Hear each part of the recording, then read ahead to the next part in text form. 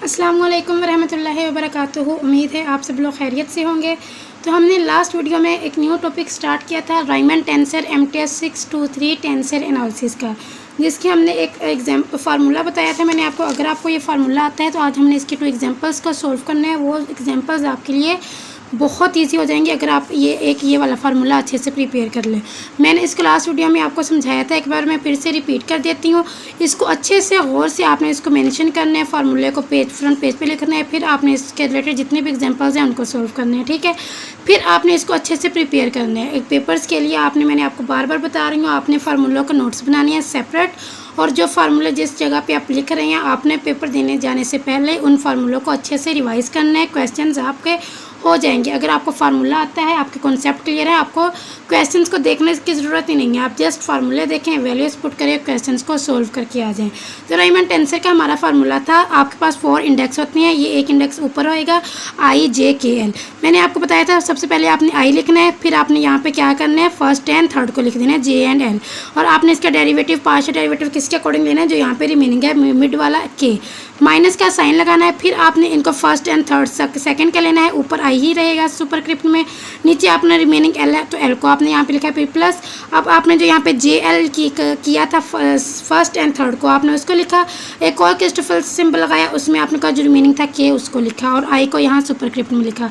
अब जो new index आप यहाँ पे इंट्रोड्यूस करवाएंगे उसी को आप यहाँ पे लिखेंगे आर एंड आर।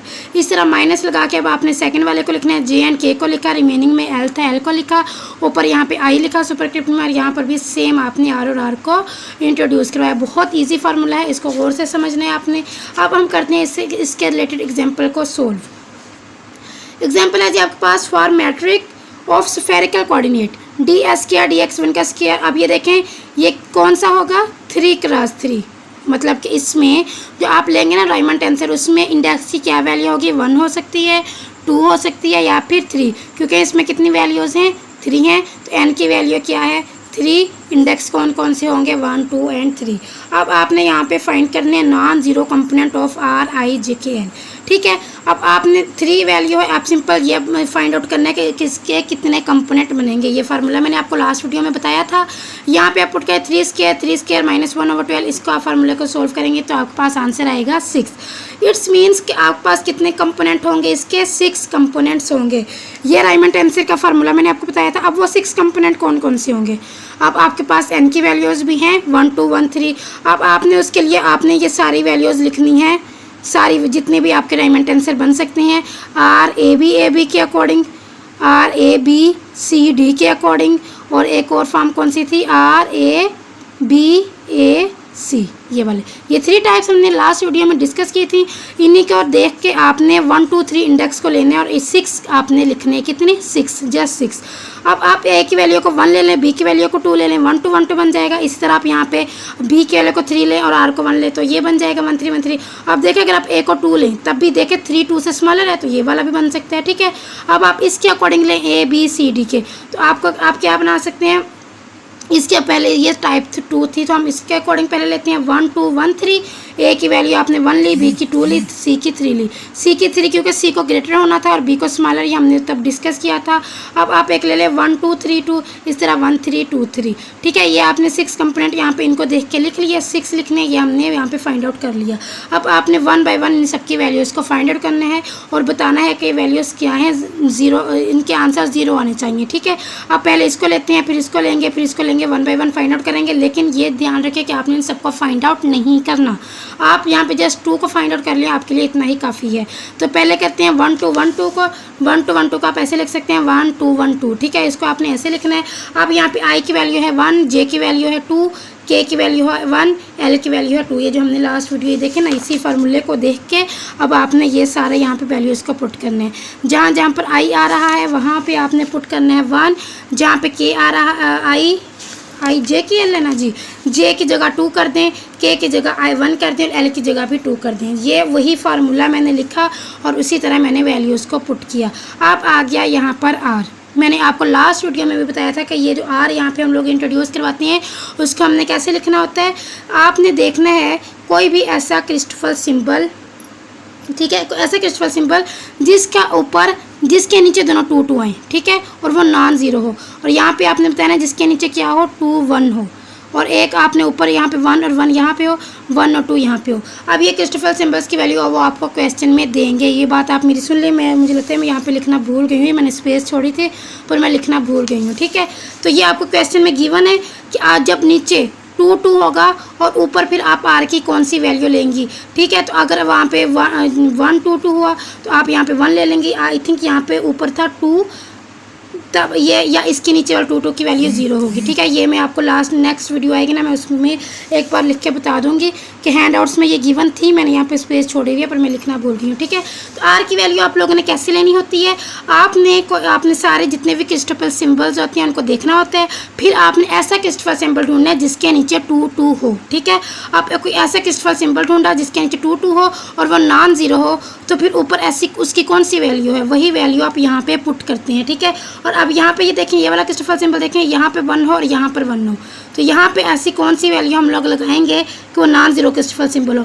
अगर कोई ऐसी वैल्यू है क्रिस्टफल सिंबल की तो यहाँ पे हम आर की वो वैल्यू लगाएंगे। अगर ऐसी कोई भी नहीं है जहाँ पर यहाँ पर 1 और यहाँ पर 1 हो तो वो 0 हम खुद लगा देंगे कि वो 0 है, ऐसा कोई क्रिस्टफल सिंबल नहीं है, ठीक है। यहाँ पर भी आप 2 1 को देखेंगे, 2 1 है तो ये देखें 2 1 वाला क्रिस्टफल सिंबल ढूंढेंगे तो जो होगा उसके ऊपर जो भी होगा तो आप वो वहाँ पर आर की वो वैल्यू लगाएंगे, और जो यहाँ पर लगाएंगे वही आर की वैल्यू आप यहाँ पर भी लगाएंगे। तो ये दो क्रिस्टफल सिंबल बने हैं 2 2 1 और 1 2 2।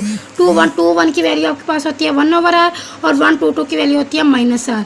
और आप इसमें आपने देखना ये वाला क्रिस्टफल सिंबल इसकी वैल्यू होती है -r, और इसका आपने डेरिवेटिव लेना है x1 के अकॉर्डिंग। x1 आपको पता है, हमने बहुत दफ़ा क्वेश्चन किए हैं कि हम r के अकॉर्डिंग इसका डेरिवेटिव लेंगे।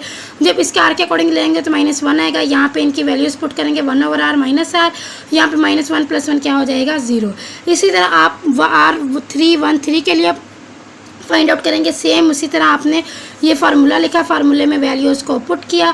आपने अब आई की जगह 1 लेना है, जे की जगह 3 लेना है, के की जगह 1 लेना है, एल की जगह 3 लेना है। उसी तरह वही फार्मूला लिखा, उसी तरह वैल्यूज़ को पुट किया, उसी तरह आपने आर की वैल्यू को लेना है। अब यहाँ पे आर की वैल्यू आपको कौन सी चाहिए, क्या होनी चाहिए, आपने कोई ऐसा क्रिस्टफल सिंबल ढूंढना है जिसके नीचे 3 3 हो, जिसके नीचे 3 3 हो ऐसा क्रिस्टफल सिंबल, उसके ऊपर जो भी वैल्यू होगी वो वैल्यू आपने यहाँ पर भी लिखनी है और यहाँ पर भी लिखनी है। इस तरह 3 1 वाला क्रिस्टफल सिंबल ढूंढना है, उसकी जो वैल्यू यहाँ पर होगी वो वैल्यू को यहाँ पे लिख देना है। जो आपको क्वेश्चन में जो क्रिस्टफल सिंबल्स की वैल्यूज़ गिवन होंगी वो वैल्यूज़ को आपने यहाँ पे पुट करना है। इसकी है 1/r, इसकी है -r sin स्क्वायर थीटा, और इसके माइनस साइन स्क्वायर थीटा, ये कैंसिल आउट हो जाएंगे तो आपके पास 0। अब देखें फर्स्ट 2 0 है तो इसका मतलब सिमिलरली जो जितने भी हैं आपके पास बाकी वो सारे भी किसके इक्वल होंगे, 0 के इक्वल होंगे। तो आप बता देंगे लास्ट में कि RIJKL किसके इक्वल है, 0 के इक्वल है, ठीक है। ये आपका सिंपल सा क्वेश्चन था, इसमें कुछ भी मुश्किल नहीं है। जस्ट आप मुझे लगता है यहाँ पे कंफ्यूज हो सकते हैं क्रिस्टफल सिंबल्स में। तो मैं ऐसा करूँगी, आपके लिए मैं एक पेज बना के ना, मैंने सोचा है कि जो फार्मूलाज मैं आपको बोल रही हूँ कि इनके ये आप वो पेज पे बनाएं, उसको मेंशन करें अच्छे से पेपर में, जो आपने याद करना है उसको मैं खुद से भी मेंशन कर दूँगी। उसमें मैं जो जितने भी मोस्ट इंपॉर्टेंट फार्मूलाज हैं वो मैं लिखूँगी, और उनमें एक मैं ये वाली हेडिंग भी दूँगी Christoffel symbol, non zero Christoffel symbol. तो इसमें जितनी भी ये वाली वैल्यूज़, लास्ट भी कुछ क्वेश्चन भी आएंगे तो उनके मैं वैल्यूज़ को लिख दूँगी। वो आई थिंक ये 5 या 6 हैं, तो आप उनको अगर अच्छे से प्रिपेयर कर लें तो किसी भी क्वेश्चन में अगर ऐसा कोई आ जाए तो आप उनको ईजिली सोल्व कर लेंगे, ठीक है। आप बस याद रख रहे 1 3 1 की क्या वैल्यू होती है, 2 3 3 की क्या वैल्यू होती है, क्योंकि अगर पेपर में आप इनको निकालने के लिए बैठ गए ना, ये आपको निकालने आते हैं। ये क्या है, Christoffel symbol of second kind. अगर यहाँ पे देखें 1 है, यहाँ पे 3 3 है, आपको फार्मूला पता है Christoffel symbol of second kind का, आप इसकी वैल्यू निकाल भी सकते हैं। लेकिन पेपर में अगर आप इनको निकालने बैठ गए तो ये सारा क्वेश्चन कौन सोल्व करेगा। तो बेहतर है कि आप इसको प्रिपेयर कर लें। लेकिन मैं अगर अपने पेपर का एक्सपीरियंस बताऊँ तो मुझे जितने भी क्रिस्टफल सिंबल्स यूज़ करने थे उन सबकी वैल्यूज़ उन्होंने बताई हुई थी क्वेश्चन में, क्योंकि देखें इतना कुछ आप नहीं कर सकते। फिर भी मैं आपको एक पेज पे जब फार्मूले वाली वीडियो बनाऊंगी उसमें कुछ जो जितने भी इंपॉर्टेंट है क्रिस्टफल सिंबल की वैल्यूज़ वो मैं आपको बता दूंगी, हो सके तो आप उनको भी अच्छे से देख लीजिएगा, ठीक है। नेक्स्ट आपके पास है क्वेश्चन नंबर 3, लास्ट क्वेश्चन आपका राइमन टेंसर का। इसके बाद आपका एक न्यू टॉपिक स्टार्ट होगा, ऋषि टेंसर। वो भी इसी तरह बहुत मज़े का, एक ही फार्मूला है, एक ही फार्मूले में बस वैल्यूज़ को पुट करना है तो आपके क्वेश्चन सोल्व होते जाएंगे। ये बहुत मज़े के क्वेश्चन है, अगर आप इनमें थोड़ा सा भी इंटरेस्ट लें तो यकीन करें कि आपको करने में बहुत मज़ा आएगा। आपका क्वेश्चन ये है, compute component of Riemann tensor for unit 2 sphere. 2 sphere का मतलब है यहाँ पे एन की क्या वैल्यू है 2, इंडेक्स क्या लेने हैं 1 और 2, सिंपल इंडेक्स 1 और 2। ये आपके पास ये D theta square sine square theta D phi square, non zero Christoffel symbol. अब देखें यहाँ पे, देखें दे दी उन्होंने खुद से वैल्यू, ये दो वैल्यू उन्होंने खुद ही दे दी। इसी तरह कुछ क्वेश्चन में वो आपको वैल्यूज़ देंगे, जैसे उन्होंने इस क्वेश्चन में दी है। अब उन्होंने दिया हुआ है 1 2 2 की वैल्यू आपके पास minus sine theta cos theta, और 1 2 1 की वैल्यू आपके पास, या 2 1 2 की वैल्यू आपके पास कोट टेंजेंट थीटा। आर की वैल्यू आप लोगों ने 1 लेनी है, x1 को r लेना है, x2 को थीटा लेना है, x3 को फाई लेना है। ये क्वेश्चन में गिवन है। सिंपल आपने क्या करना है, ये वैल्यूज़ निकालनी है। अब देखें राइमन टेंसर लिखने हैं आपने किसके लिए, n = 2 के लिए। तो आप n = 2 में 1 और 2 को लेके आपने जितने भी राइमन टेंसर बनते हैं उनको लिख लें। 1 2 1 2 बन सकता है, 1 2 2 1 बन सकता है, 1 2 2 1 बन सकता है, r 2 2 1 1 2 ये बन सकता है। यही 4 बन सकते हैं इसके राइमन टेंसर। होप सो कि आप खुद से ये बना लेंगे वो 4 3 टाइप्स को यूज़ करके, या खुद से 1 2 किस तरह अरेंज करें कि एक बार ये दोनों का 1 2 कर लिया, एक बार ये दोनों 2 को आपने दरमियान में लिख लिया, 1 को लास्ट में कर दिया, एक बार ये दोनों 2 दरमियान में आ गए, एक बार ये दोनों 1 दरमियान में, यही 4 मैक्सिमम बन सकते हैं इसके राइमन टेंसर। तो आप इसके जस्ट एक भी राइमन टेंसर की वैल्यू निकालते हैं तो बाकी उसकी के इक्वल होती हैं। 1 2 1 2 आप इसकी फर्स्ट वाले की वैल्यू निकालती हैं। आई की वैल्यू क्या है 1, जे की वैल्यू क्या है 2, के की वैल्यू 1, एल की वैल्यू 2।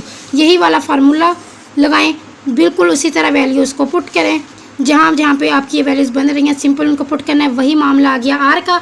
अब यहाँ पे देखें क्या है आर, नीचे क्या है 2 2। आपने ढूंढना है जिसके नीचे 2 2 हो। है कोई ऐसा, ये देखें इसके नीचे 2 2 है, मतलब उसके ऊपर आपने आर की जगह क्या पुट करना है 1। तो यहाँ पर आर था, यहाँ पर 1 पुट किया, यहाँ पर भी 1 पुट किया, ये 1 1 हो जाएगा और ये क्या हो जाएगा 1 2 2 हो जाएगा। इसी तरह आप आई आर ये वाला देखें जिसके नीचे 2 1 हो। कोई ऐसा क्रिस्टल सिंबल है जिसके नीचे 2 1 हो, ये वाला है, तो इसकी क्या वैल्यू हो कोटेंजेंट थीटा। तो आर की वैल्यू आप यहाँ पे क्या लेंगे ऊपर 2। यहाँ पे लिखना है आपने आर की जगह पे 2 जो ये आर की यहाँ पे लिखेंगे वही वैल्यू आप यहाँ पे लिखेंगे। आप आपने सिंपल क्या करना है इसकी वैल्यूज़ को पुट करना है, पुट करने इसका। आप देखें ये था 1 2 2, इसकी क्या वैल्यू है minus sine theta cos theta, और ये 2 है तो 2 के अकॉर्डिंग मतलब इसका आपने थीटा के अकॉर्डिंग आपने इसका क्या करना है डेरिवेटिव लेना है, partial derivative. Minus sine theta cos theta लिखा, इसका आपने डेरिवेटिव लिया, तो ये देख इसका जब आप डेरिवेटिव लेंगे तो आपके पास आंसर आएगा माइनस कोस के थीटा। ये कैसे आया, यहाँ पे है साइन स्क्वायर थीटा है और कोस फाई है, सॉरी यहाँ पे कोस फाई है, तो फाई के रिलेटेड तो आप नहीं लेंगे ना डेरिवेटिव। तो यहाँ पे आप साइन थीटा के अकॉर्डिंग जब इसका डेरिवेटिव लेंगे तो यहाँ पे कोस स्क्वायर थीटा आ जाएगा। ये वैल्यूज़ जो इसकी वैल्यूज़ हैं सिंपल आपने बस वो वैल्यूज़ को यहाँ पे पुट करना है, जहाँ पे कटिंग हो रही है वहाँ पे उसको कट करना है, यहाँ पे साइन स्क्वायर थीटा आपका आंसर आ जाएगा। ठीक है, अब मैं एक बार फिर से यहाँ पे रिपीट कर देती हूँ। R 2 2 आइए, इसको होप सो आपको इसकी समझ आई होगी अच्छे से। ठीक है, 1 2 2 भी कर सकते हैं, और यहाँ पे देखें नीचे 2 2 1 2 2 है तो आपने इसकी जगह ये वाला फार्मूला पुट करना है। अगर 2 1 1 2 है तो आपने आर की जगह 2 2 लिख के कोटेंजेंट थीटा पुट करना है। सिंपल कटिंग करनी है, बस आपने ऐसे आंसर लिख देना है। और आप यकीन करें मेरा अपना पर्सनल एक्सपीरियंस मैं बार बार शेयर कर रही हूँ MTS 623 का, कि मेरा जो पेपर था फर्स्ट तो ये था कि उसमें क्रिस्टल सिंबल्स की मुझे वैल्यूज़ गिवन थी। सेकंड ये था कि मैंने उनका मेरे पास टाइम बहुत शॉर्ट था, मैं जस्ट फार्मूला लिख के आती थी। मैंने लास्ट में बस मैंने ये फार्मूला, आप देखें ये क्वेश्चन आया फार्मूला लिखा। अब इसमें मेन चीज़ है कि आपके पास ये फार्मूला, अगर आप ये फार्मूला ठीक लिख के आ जाएँ, यहाँ पे कोई मिस्टेक हो गई आपसे कोई बात नहीं, आपने फार्मूला ठीक लिखना है। बाद में बताया ड्यू टू टाइम शॉर्ट, मतलब शॉर्ट टाइम पीरियड की वजह से आपने इसको ज़्यादा सोल्व नहीं कर पाए, जस्ट आपने इसका आंसर लिख दिया। अगर आपने इसका आंसर 0 निकालना है 0 लिख दें, अदरवाइज़ आप यहाँ तक भी सोल्व करके आ जाए, मैं आपको 100% गारंटी देती हूँ आपको मार्क्स देते हैं। वर्चुअल वाले में इतनी टफ मार्किंग नहीं होती, जो मेरा अपना पर्सनल एक्सपीरियंस रहा है। अब तो खैर मेरी डिग्री कंप्लीट हो चुकी है, मुझे आइडिया नहीं है कि अब कैसे चेकिंग होती है, लेकिन हमारे दौर में ऐसी ही थी।